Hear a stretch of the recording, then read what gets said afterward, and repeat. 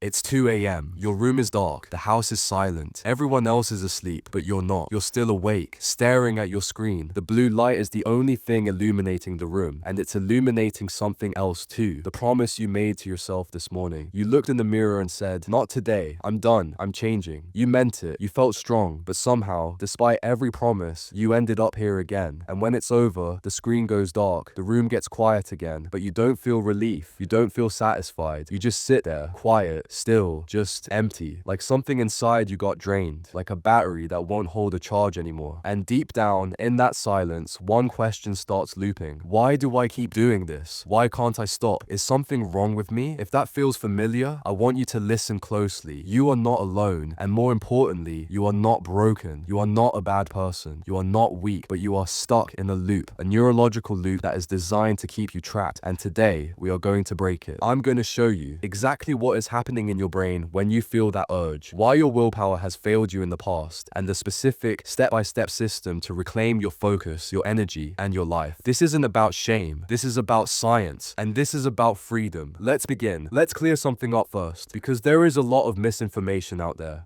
This is not about morality. This is not about being weak or lacking discipline, because if this were just about discipline, you would have stopped already. You have enough willpower to get through your day, to work, to talk to people. So why does this specific habit feel impossible to quit? The real problem is biological. Your brain has been trained. To understand this, we need to talk about dopamine. Most people think dopamine is the chemical of pleasure, but neuroscientists tell us something different. Dopamine is not about pleasure. It's about anticipation. It's the chemical that makes you chase something. In a normal, healthy life, dopamine builds slowly. You work out for 30 minutes, you feel good. You study for weeks, you pass the exam, you feel proud. You talk to someone you like, you build a connection. You feel happy. The reward matches the effort. That is how your brain evolved over thousands of years. But what you are consuming online is not normal. It is what scientists call a supernormal stimulus. It is instant. It is unlimited. It is intense. It's like comparing a piece of fruit to a spoonful of pure sugar. Your brain wasn't designed for pure sugar, and it wasn't designed for unlimited high-speed digital stimulation. So your brain adapts. This is called neuroplasticity. When you flood your brain with high levels of dopamine repeatedly, your brain says, "This is too much. I need to protect myself." So it reduces the number of dopamine receptors. This is called downregulation. Think of it like turning down the volume on a speaker because the music is too loud. But now, when you try to listen to normal music, you can't hear it anymore. This is why real life feels boring. This is why you feel unmotivated to work. This is why scrolling through social media feels more appealing than talking to your friends. Not because life is boring, but because your baseline for stimulation has been raised so high that normal life feels like nothing. You aren't chasing pleasure anymore. You are chasing normalcy. You are trying to feel what everyone else feels naturally, and that is the trap. Now that we understand the biology, let's look at the behavior, because biology drives behavior. Here is exactly how the cycle works. I want you to recognize where you are in this loop. Step 1, the trigger. It usually starts with something emotional. You aren't just horny. Usually you are stressed, you are lonely, you are bored, or you are tired. Psychologists call this halt, hungry, angry, lonely, tired. Step 2, the urge. Your brain remembers a solution. It remembers that there is an easy escape available. One click, 5 minutes, and the pain goes away. Step 3, the action. You give in. For a few moments, the stress disappears. The loneliness fades. You feel relief.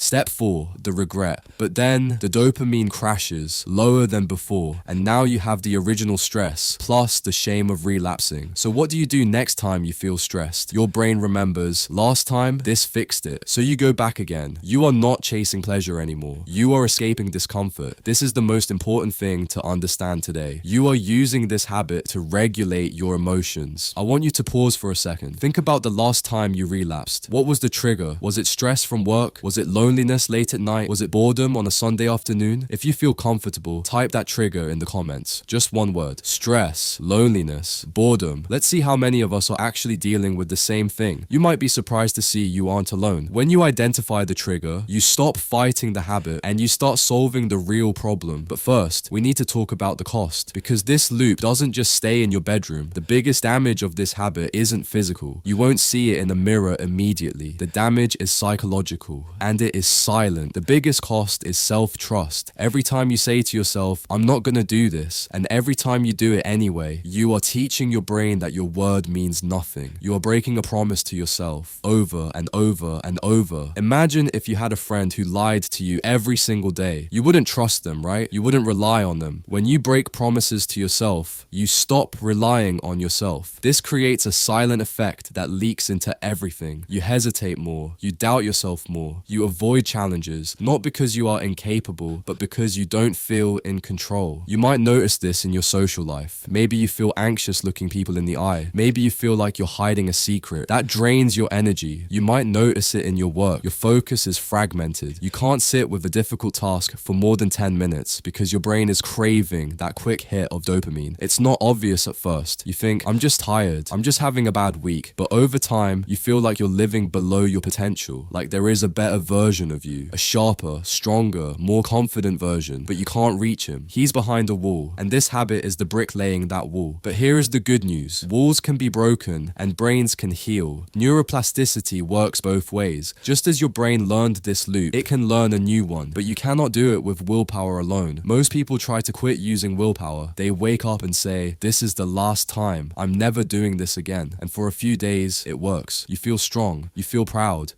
But willpower is like a muscle, or better yet, it's like a battery. Every time you resist an urge, you use a bit of charge. Every time you deal with stress, you use a bit of charge. Every time you make a decision, you use a bit of charge. Until one night, you come home from a long day, you're tired, your battery is at 5%, and then one bad mood, one moment of weakness, one pop-up ad, and everything resets. Why? Because willpower runs out, but your environment doesn't. If the temptation is always one click away, if your phone is always next to your bed, if you are always alone in your room with nothing to do, you will eventually give in. Not because you're weak, but because you're human. You cannot fight a war against your own biology using only your mind. You need to change the battlefield. So instead of relying on willpower, you need a system. This is where things change. This is the practical part. I want you to take notes on this. We are going to build a system based on 3 steps: friction, replacement, rewiring. Step 1, make it harder to relapse. Friction. Right now, the habit is too easy. It is frictionless.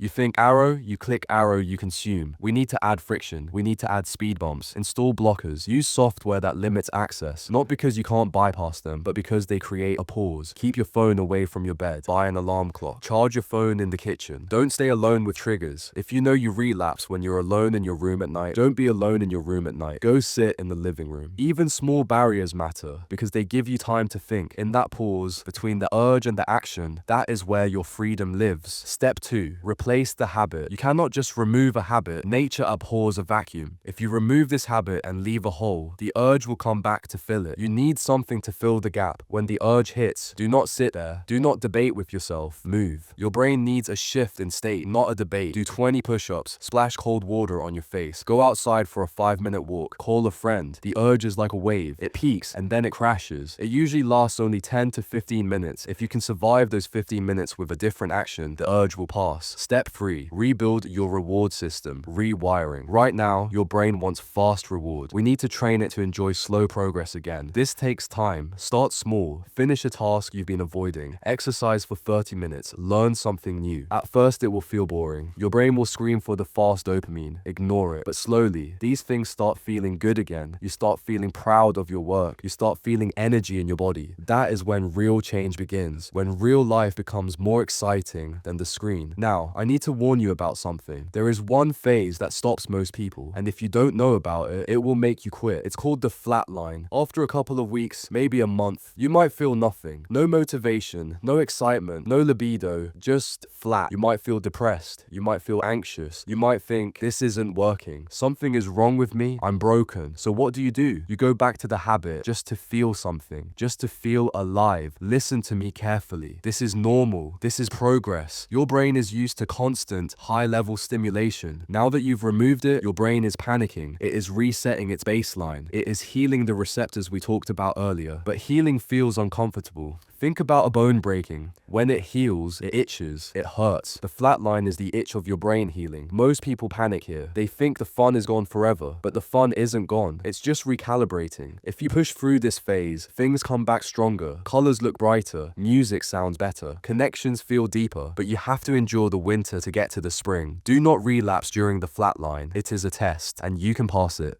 This brings us to the final piece, the most powerful piece. You don't quit forever by fighting urges. You quit by changing your identity. Right now, you might say, I'm trying to quit porn. I'm trying to stop masturbating. Do you hear what that says? It says that you are someone who does this, but you are struggling to stop. The identity is still there. Instead, I want you to shift the language. Say, I don't do this anymore. That's not who I am. That small shift changes everything, because now it's not a struggle. It's not a deprivation. It's just who you are. Think about a healthy person. They don't walk past the gym and say, I'm trying to resist going to the gym. No, they just go because they are an athlete. Think about a non-smoker. If you offer them a cigarette, they don't say, no thanks, I'm trying to quit. They say, no thanks, I don't smoke. When you shift your identity, the habits follow. You stop fighting yourself. You start becoming someone else. Someone who values focus. Someone who values energy. Someone who values self-respect. So, here is where we stand. Tonight, when it's 2 a.m. again, and that moment comes,